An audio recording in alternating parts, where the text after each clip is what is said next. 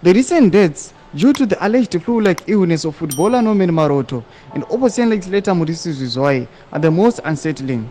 In fact, this is not simply unsettling, but positively unnerving and a cause of great concern.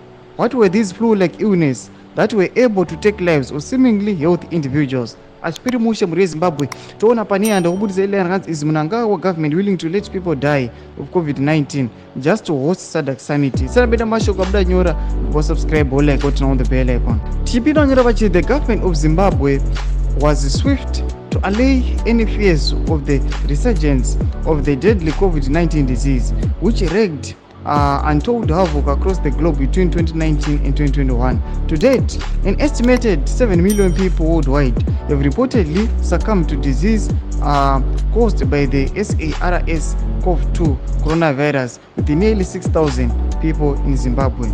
This resulted in the imposition of suffocating travel and gathering restrictions, which brought the world to a standstill in order to curtail and curb the COVID-19 pandemic.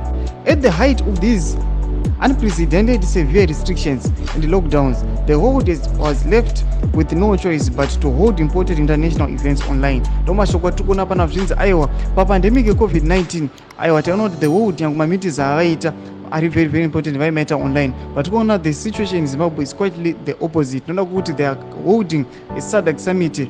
Kuna cases a flu like symptoms arunzi anenge COVID-19 vachiita physical zvikunzi awa zvogona kuhama macitizens emunyika yeZimbabwe. COVID-19 ogona kunzwa navanhu vari kubva kunze. Tudze mafungiro enyu pinai comment section muri kudi pamusoro penhau iyi. Subscribe, like, turn on the bell icon.